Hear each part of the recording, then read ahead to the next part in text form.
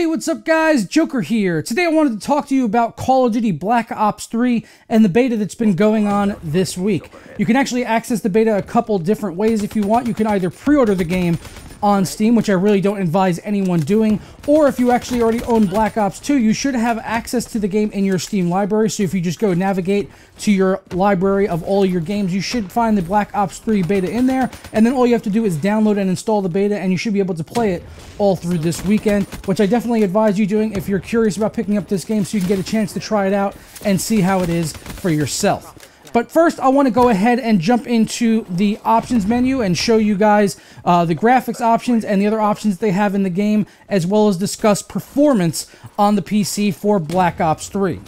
Alright, so here we are now in the menu for Call of Duty Black Ops 3, so let's hit M and jump straight into the menus. As you can see here, you're met first with the identity screen, which is going to have a lot of things for customization that aren't available right now, but they will be, presumably, when the game does ship in November. Things like paint shops, so you can customize the paint job on your weapon, emblems, calling cards, clan tags, and gunsmith, and lastly, a classified section, which we don't have access to at all, or don't even know what it is right now, and we won't know, I guess, until launch, so it'll be interesting to see what that is later on, but it's not there right now. So let's go ahead and jump into the actual options and see what kind of things they've done here for the PC port of the game and see if it's really up to scratch as a good quality PC port. If we come into controls first, you could see look options here. They actually have the ability to set different key bindings for looking around, which is interesting to see. I haven't really seen that in very many games.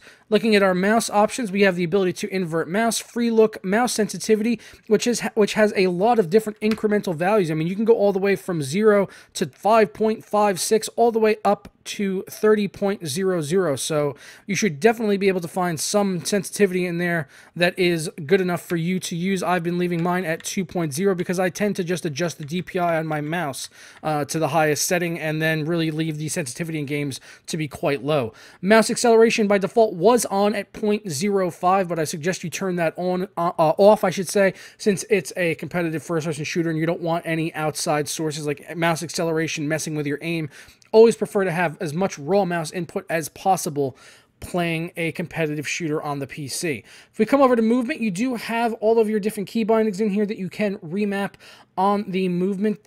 Something specific to note in here were the go to prone or toggle crouch, which were not bound by default, but you can set key bindings for them. So you could set Z for prone if you want, which I've done, and toggle crouch is X, which is just familiar to me from coming from Battlefield. So I found those to be the best options for me. And I found it also to be very important because you can slide in this game with C when you're sprinting. And I found that a lot of the times I was going from I would instead of when I wanted to crouch, I would actually wind up sliding because I was doing a sprint and I just wanted to crouch really quick, and I wound up sliding and overshooting where I wanted to be, and then I would wind up getting killed or sliding off the edge of the map or something like that. So definitely recommend going through here and remapping some of these key bindings here for the movement for prone and crouch and sliding, things like that.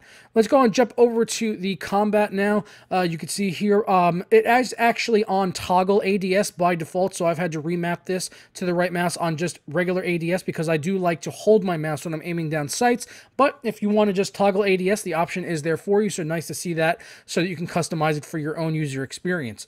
Melee attack initially was bound to V, that's Victor, but I have added an additional mapping to middle mouse because I just find it really convenient to hit that middle mouse if I need to, if I get in close quarters action. You can just go ahead and knife someone real quick and get off a quick melee attack to either finish someone off or take them out entirely.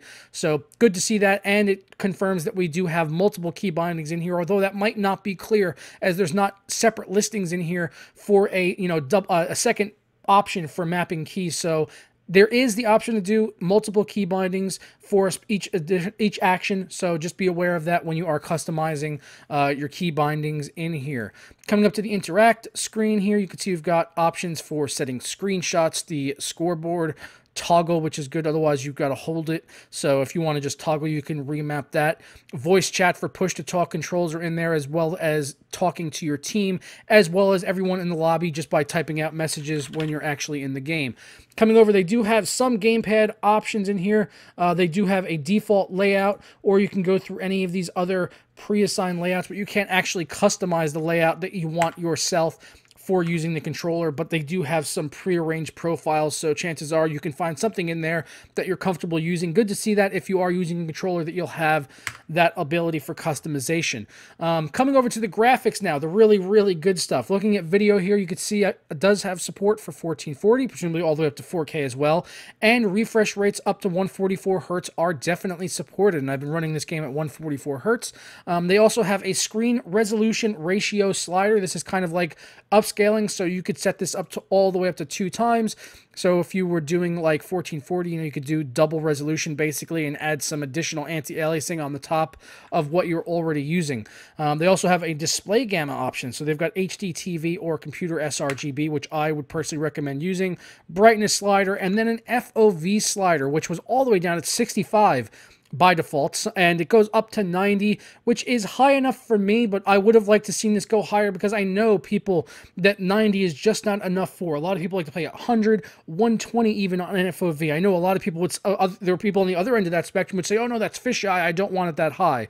And I'm kind of right in the middle. I like it at 90. 90 is good for me, but I know that doesn't meet the needs of everyone. So I would like to see this FOV slider definitely going higher than 90 in the final release of the game, Treyarch. So please increase that FOV slider up to around 120. I think that would be perfect. You do have the option of syncing every frame in here or drawing the FPS on screen if you want. You could just toggle that and then it'll put an FPS counter up in the top right corner of your screen. That's definitely nice to see that built into the options menu.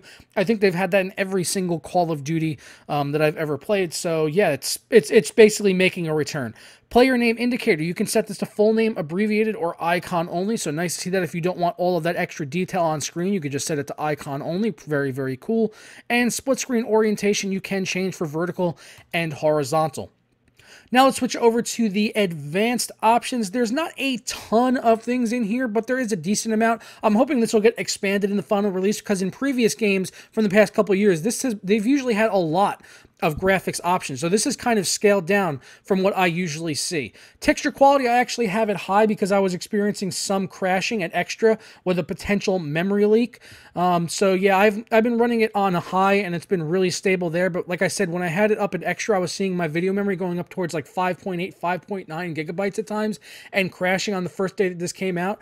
It's been stable ever since I switched it to high, so I've just left it there, and I'm hoping that they do address this as we get closer to the launch of the actual game. They do have texture filtering in here, which just goes low, medium, high. Presuming high is like 16 times anisotropic filtering, but I would have liked to have seen that actually detailed out and have the actual numerical value for what the texture filtering is being set at. Mesh quality, we go up to high. Shadow map quality can go low, medium, or high again. Anti-aliasing, they've got none FXAA or SMAA 1 times. I do like SMAA, I'm a big fan of that, but I would have liked to have seen a couple more additions of it, maybe 2 times and 4 times, and maybe a few more other anti-aliasing options possibly included, but I'm happy nonetheless that SMAA is included because it is my favorite form of anti-aliasing, fairly low impact, and it looks really crisp.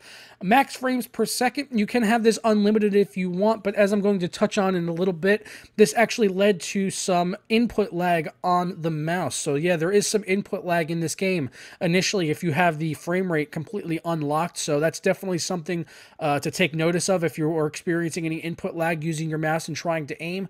Definitely go ahead and lock down your frame rate, and that should address the issue for you. Coming down here, we do have order independent transparency. We can go none, medium, or high. Set volumetric lighting, and finally you can toggle on and off dynamic sun shadows and ambient occlusion. But that's going to wrap it up for the options menu as I hit apply there and everything goes black. Actually, one last thing in here, the audio. Let's go ahead and take a look at that. They do have different sliders for voice, music, SFX, master, and cinematics. Really do like to see that.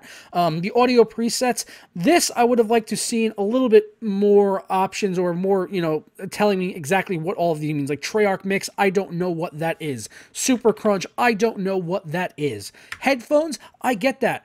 I understand what headphones means. That makes sense to me. I'm wearing headphones, gonna put headphones options on.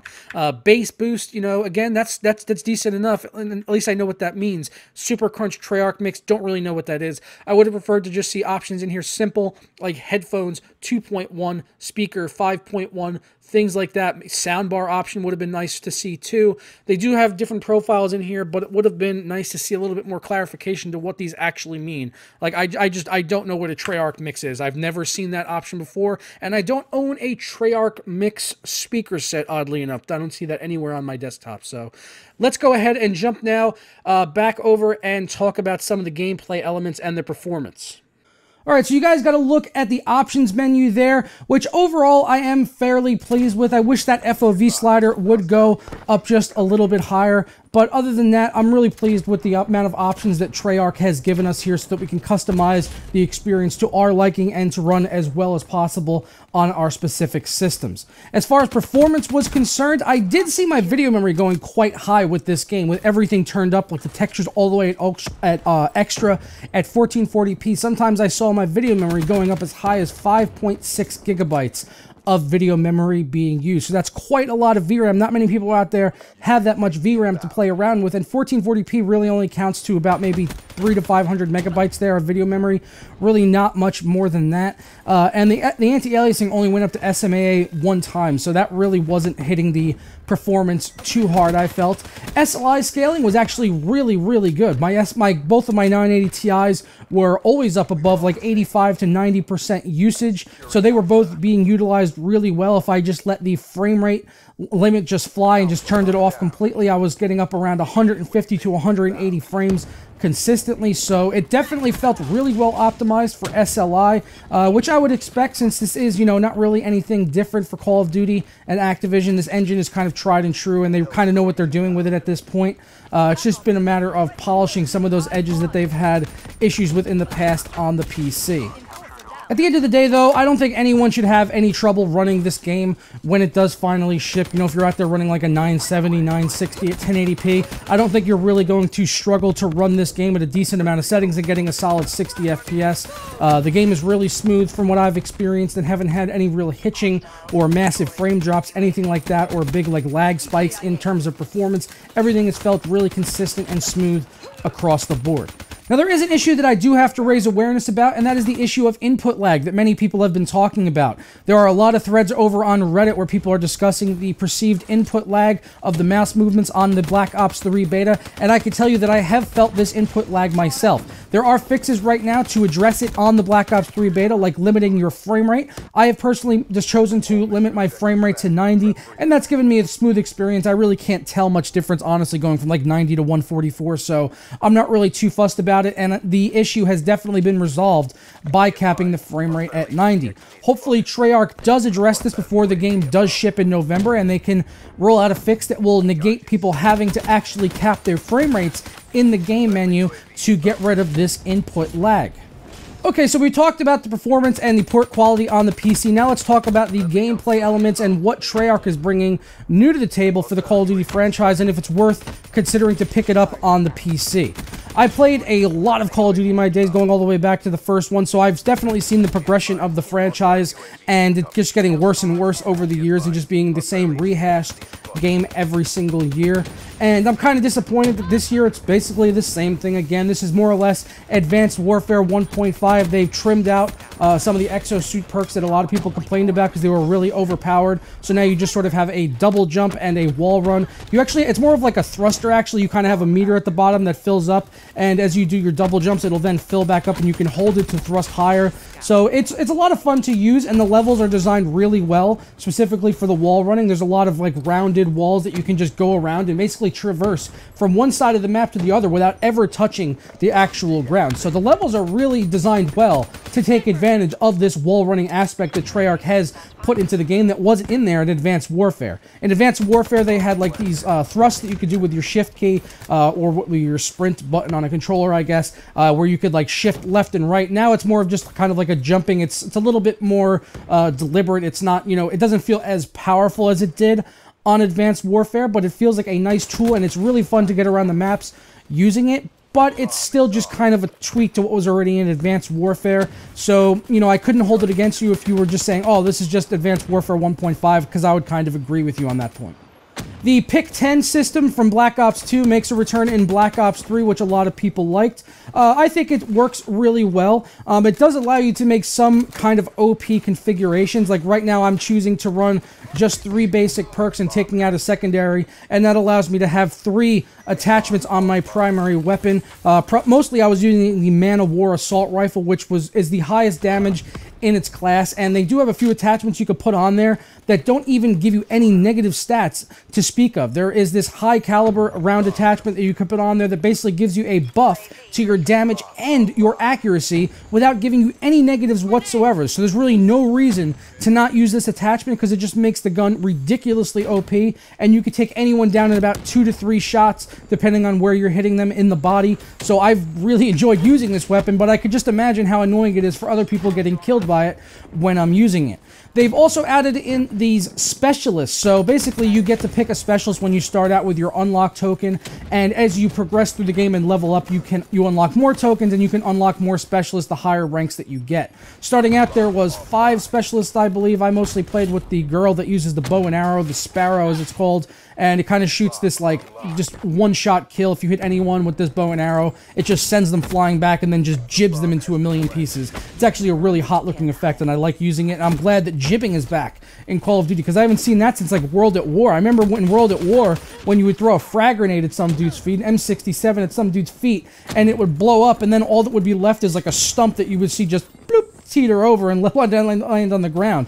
I wish Call of Duty would bring back that kind of stuff. That's the kind of stuff I like. I just like that kind of gory, fun element that World at War had, and they're kind of missing that now. But I do like seeing it back in some way, at least when you are using the Sparrow. There are other specialist abilities out there. Each specialist has 2 abilities that you get to choose from that you can unlock with your unlock tokens, and you could switch to them you know, in the main menu between matches if you want to. Another one that's kind of worth mentioning is there is another woman that uses a 6-shot revolver, which is a 1-shot kill weapon. It's really, really powerful, and all you got to do is take your time and line up your shot, and it's going to be a 1-hit kill. So definitely kind of a lot of annoying weapons, a lot of annoying kill streaks in the game. I saw the Hellstorm missiles that are always being rained into the map and just getting massive like pentakills constantly. So if you're kind of tired of that old Call of Duty, you know, formula of the kill streak system and, you know, just spawning in and then your entire team gets wiped out from a Hellfire missile, then I'm sorry to say that's not really going to be fixed here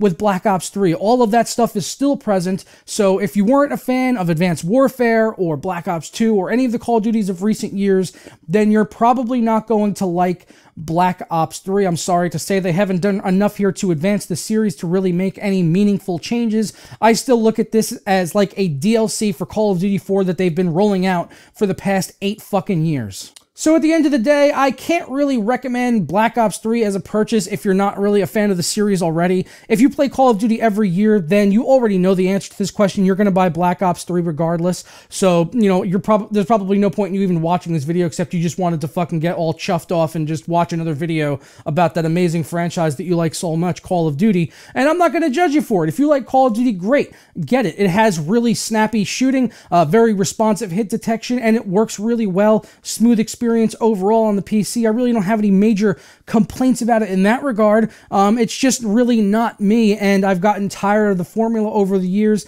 but some people are still into it, and they're bringing in new fans all the time still, which is kind of hard to believe that people still haven't played Call of Duty games. There's still new people coming into the franchise. But, you know, for me, for someone that's been playing the franchise ever since the beginning, I've kind of seen all the tricks before, and I've just been worn out on it. And I'm even starting to get that way in a lot of respects with Battlefield. So I'm just always looking for something fresh and new to play, and I'm sorry to say that Call of Duty Black Ops 3 was not really fresh and new for me. It was just kind of a reiteration of the same series, sort of tweaking things and moving them around a bit every single year, the way Activision has been doing for a long time. So I'm going to go ahead and get out of here now, guys. If you enjoyed this review, please show me by sticking a thumbs up on it down below, or subscribe if you're not already, and leave your comments. Let me know what you guys thought of the Black Ops 3 beta if you guys had a chance to play it. I would love to see your feedback down below, and let me know if you're going to pick up Black Ops 3 when it comes out in November. But I'll catch you guys next time. Ta-ra.